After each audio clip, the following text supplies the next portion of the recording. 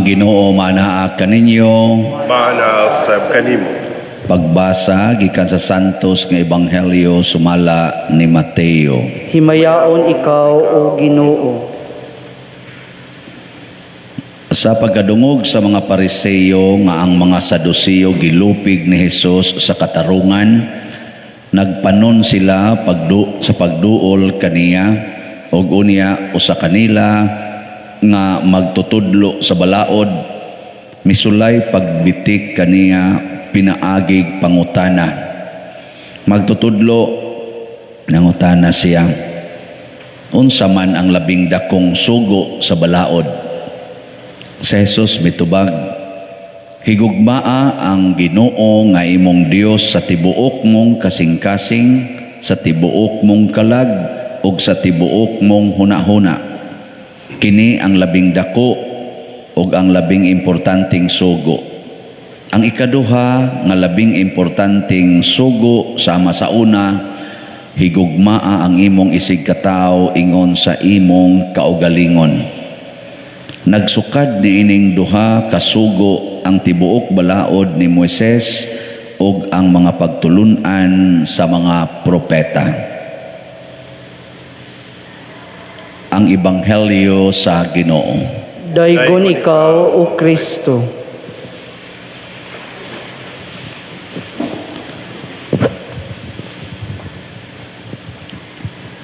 Kining sugua sa Ginoo murag pirmi-pirmi gini natong matiman-an kay kabahin man ni sa gugma, pero pirmi sa ni natong dili sundon. Kinsa man ninyo dinhi ang naka-perfect gid aning maong sugo tas ang gamot? Duko-duko lang ana niya. Mao ni hinungdan nga galisod sa tas atong kinabuhi karon kay ngano man matud pa ni Kristo nagsukad ni ining duha ka sugo or usara man gid ni nagkuan lang, nagpartner lang, bagitaw tog twofold commandment. Nagsukad ni ining maong sugo ang tanang balaod ni Moises ug sa mga propeta. Hangtod na karon, apil na ning ato mga balaod dinhi sa atong kuan kaning ato balaod ba dinhi sa yuta ba? Manita na ng traffic rule. O traffic rule.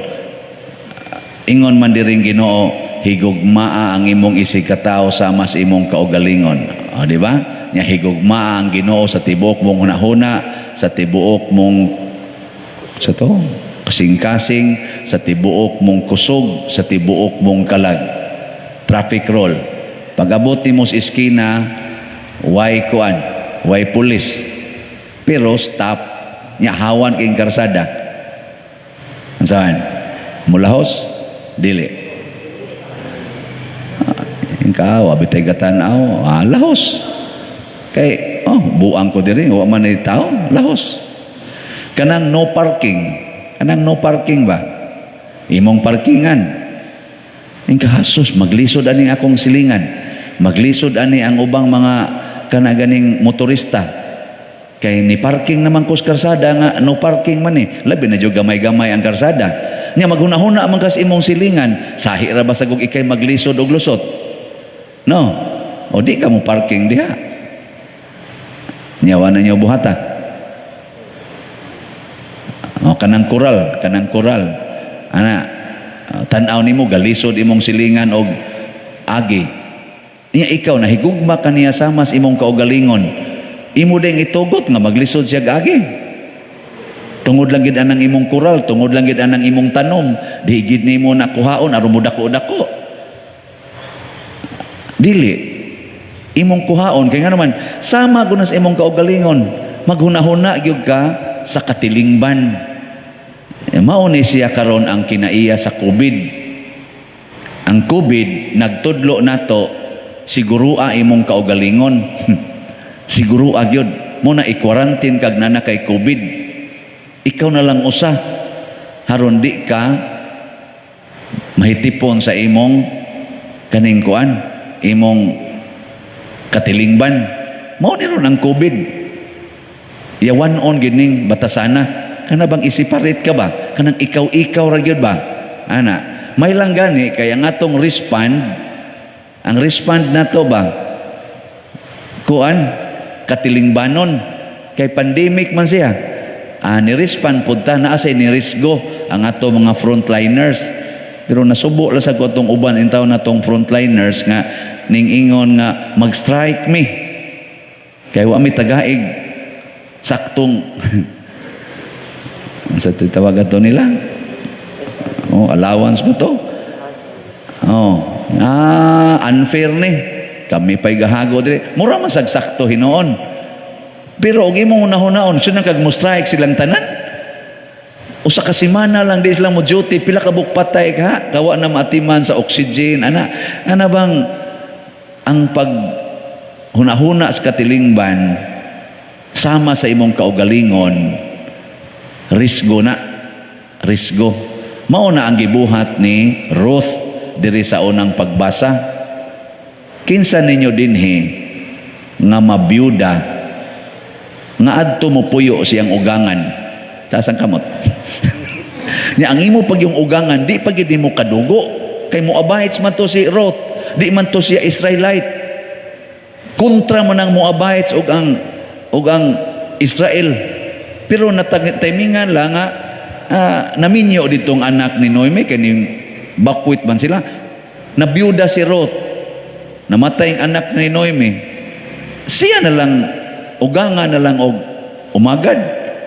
Motong ningon out of delikadisa ningon in taon ang sa tawagan ni ugangan na ang imong bilas kay duham to kabukiyang anak laki nakaasawa sa duha ka didto niya ang duha sad ka laki ambot nganong namatay to gihiluan ambot unsa ka to nagdungan man sad kamatay hinoon napuo ra man ka tuig niwa say mga anak way mga anak ba mo to nga niingon si Naomi nga ato na mo to imong bilas ni uli naman to siyang katawhan siyang tribe ikaw uli sad kini man kay tribe dinhi nakadungog mo tubag ni Ruth awa mo kadungog sige atong basahog usab kay basig tuo mo ako ray gamugna ani ingon niingon diri si Ruth nga naman to di man din maode naring ingon siya diri ay apan mitubag si Ruth ayaw ako agdaha pagbiya kanimo ug ayaw ako pugni sa pagkuyog kanimo bisan asa ka paingon mukuyog gayud ako bisag asa ka mo puyo adto usab ako puyo ang imong katawhan mahimong akong katawhan ug ang imong Dios mahimong akong Dios. Unsa man ning pagkatubaga? Kasabot mo ani? Wa mo kasabot? Nga ang gihigugma day ni Ruth dili ra ang iyang bana. Giapil niya gihigugma ang gihigugma sa iyang bana. Karon ra ba daghan kayong mga mga in-laws nga wa na magtigdanay. No. Kaya ang imong gihigugma kana ra yung imong gipangasawa or kanang imong gipamana. Nya kanang igsuon nga adik anang imong bana, kanang naang igsuon nga kusog ay manglibak nimo, kanang imong unsa tawag na bayaw nga kusog ay mudaot nimo, imo nang kontrahon. Kanang imong ugangan nga kusog ay muyaw-yaw, musaway pa nimo, imo dayong kontrahon. Una nga na magpa-counseling bitaw nako, pader nabugatan gyud ko aning inahan sa kong bana, mao man nimo guba sa among relasyon. Pader nako di man na magguba basta imong higugmaon sa grabe sa kay batasan pader. Oy, ako naman hinoy sige atake nako, mao lagi na. Higugmaa lagi. Ana, sabi sa daog-daogon ako. Ano ko, higugma gyud. Ana. Pagpakamatay anang ugangana. Ngano man? Gihigugma ko na sa imong bana. Di ba? Ya ka mo, nahigugma mo sa Ginoo. Kusga. Kusga pag yun. Kana. Nya, nahigugma mo sa gihigugma sa Ginoo. Kana mga adik, gihigugma mo na sa Ginoo, nahigugma mo. Kana mga binilanggo, Iya man ang gihigugma, nahigugma mo. Oh, kanang mga way balay, gihigugma mo nas Ginoo, gihigugma na ninyo. Inyo nang pasudlon sa inyong balay. Inyo nang papuyon. Kanang mga kawatan, gihigugma mo nas Ginoo. Kanang mga tulisan, gihigugma mo nas Ginoo. Inyo nang pasudlon sa inyong balay. Kanang mga kriminal, gihigugma mo nas Ginoo. Katuganing kriminal nga nalansang sa krus uban niya, gidamgay niya sa paraiso. Nya kamo, inyong pasudlon sa inyong balay ang katong nagpatay sa imong bana. Hotdon mo. Pero di man na question mo lagi na risgo ba? Risgo ang pagtuman anig di ta ka maong mo risgo kani manggugma. It's a great or it is the greatest risk in our lives. If you say I love you, patay ka diya. Risgo gina. Oh. Ingna ko na imong tupad be. Ingna yung tupad. Ingna morisgo ko para nimo. Sige, ingna. Ingna morisgo ko para nimo. Aw na masulbad ning COVID kung daghan nato morisgo. Pasabot mosugod bag higugma ba? Nga di na ang atong kaugalingon mo'y atong higugmaon. Ana mo na nga kung tanaw nimo naglisod imong silingan tungod sa imong gibuhat nga agianan nga way klaro, ninduta ang agianan aron di siya maglisod siya. Pastan padir ako sa imong gasto ana, hurot man sang akong kwarta, risgo lagi. Ngana kung ang pari tanaw niya naglisod ang iyang mga parisyoner, ang tanang kolekta ihatag na niya dito. Pero binlan sang jutay kamay lang. Pero ihatag ihatag ko tanan ana ka risgo sa napader risgo pasabot ang nahigugma di ay andam malimot sa iyang mga priorities o sa iyang mga securities nya anha diha mahimotang very secured, very contented. Tanawan ng mga tao like ni San Bernardo Abot. Kung biyan ni sila, dato biyan ni sila, pero highly religious lang.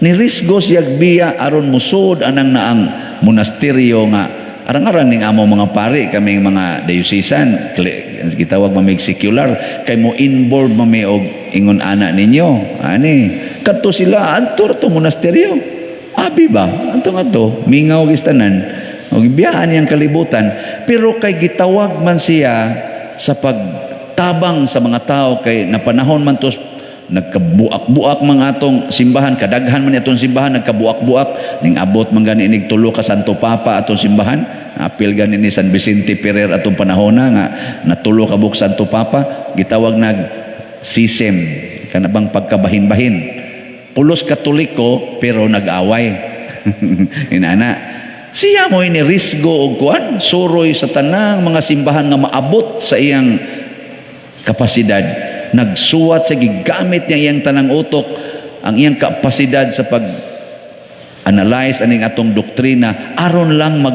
malinawon ang nagkagubot nga katilingban.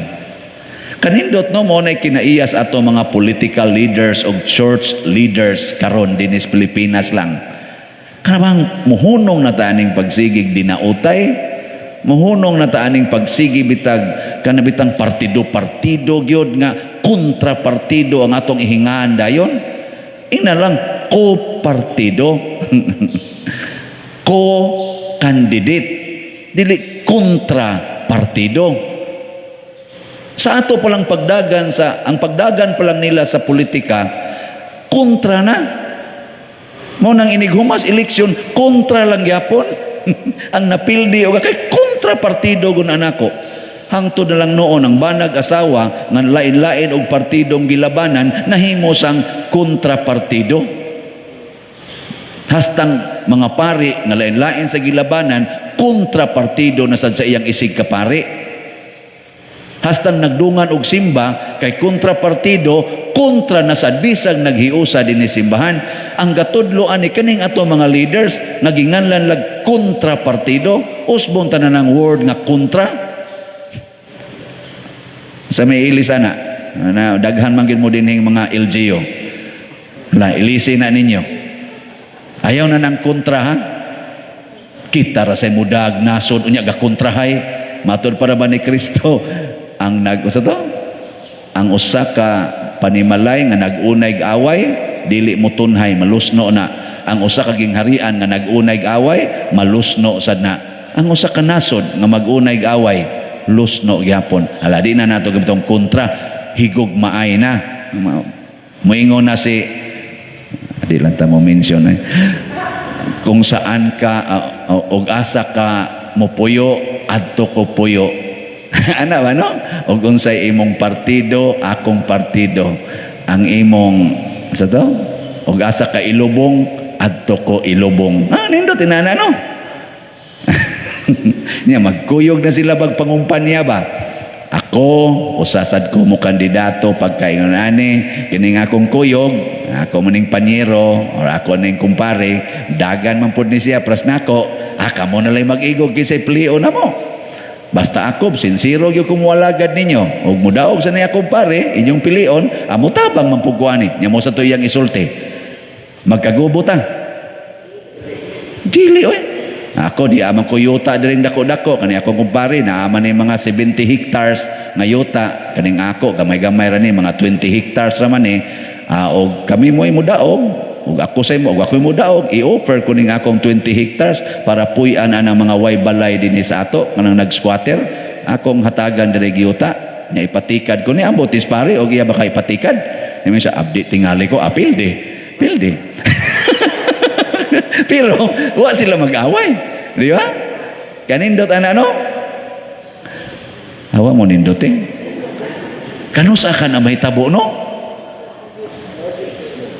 kondo na natay gugma mo nang gugma ra jud gikinahanglan mo na the greatest commandment is love because only love can fulfill all laws kanilang atong balaod nga national sana kana ganing kana tong constitution bas Pilipinas ba unsa man na atong preamble di ka no be i-recite ko na yung preamble The sovereign Filipino people.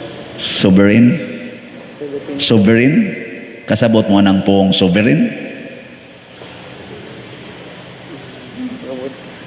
ama i-research na ninyo nganong giuna man ang word nga sovereign Filipino people we the sovereign Filipino people. Kisa man ninyo din yung walking dictionary. Unsa nang sovereign? Kagawasan. Ambot lang ninyo ako kay bawa na unsa nang sovereign. Nagkahugpong ligon nga pagkahugpong nga katawhan. Tanawag kung sa mentality na to. Ligon tang nagkahugpong nga naay kaugalingnan. Waoy, atong gitugutan ang atong hunahuna nga magsiging ingon mo abroad ko kay tuwa dito ang paglaom sa abroad tuas laing nasod ang paglaom lahi kay tas ubang mga nasod like Japan kanang nang uban galisod sila anang hunahuna awa sila ana. Grabe kay anhi ko magpakamatay ako ning nasod amo ning nasod pakamatyan ko ni anhi nako ibuhos ang akong abilidad ang akong tanang kapasidad aning nasura ana dili kay magsingin trabaho yung kuanyo ko kani stepping stone ra ni nako abroad gyud ko ana gitawag na siya og colonial mentality. Kana bang na-colonize ang atong utok ba nga nag-discriminate na tas atong nasod nga di ta mabuhi din. Sakit kay palandongan kanang nabatay mo nako ada pader ug anhi tas atong nasod di ta mabuhi patay ta. Hastang luuya. Usa ka sovereign Filipino moingon patay ta anhi taning nasura. Si Naomi o si Ruth lahi. Wa siya kahibawog unsa tong nasod ni Naomi. Asa kapadong kuyog ko nimo. Kinsay imong katawhan, akong katawhan. Kinsay imong Dios, akong Dios. Asa ka mamatay, adto ko mamatay. Muna si Ruth, usa sa mga kanang ancestors ni Jesus. Ang iyang usas iyang mga anak maoy nahimong ancestor ni Jesus. Ninggawas si Jesus gikan kaniya nga foreigner. Di ba? Basahan ninyo Matthew chapter wako kay baw. Kana bang genealogy of Jesus? Gimension is Ruth, oy. Gimension foreigner. Gimension. Wala, nindog tayo. Mga igsoon, si Jesucristo mao ang atong maayong magbalantay. Siya andam kanunay sa pag-alima kanato. Busa malaumon kitang muingon, Ginoo dungga kami. Ginoo dungga kami. Alang sa mga pangulo sa atong santos nga simbahan, nga magmatinud-anon silang musangyaw mga pagtulunan ni Kristo, magampo kita sa Ginoo. Ginoo dungga kami. Alang kanila nga nag-alagad kanato sa katungdanang publiko, nga mag-alagad sila diha sa katarong, kaangayan ug sa gugma, magampo kita sa Ginoo. Ginoo dungga kami. Alang sa mga masakiton nga nataptan ining COVID-19, nga makabato na og hingpit nga kaayuhan, magampo kita sa Ginoo. Ginoo dungga kami. Alang sa mga nag-alagad sa mga masakiton o ubang hutong sa katilingban nga makabaton kanunay og grasya sa paglahutay ug nga mapanalipdan sila, magampo kita sa Ginoo.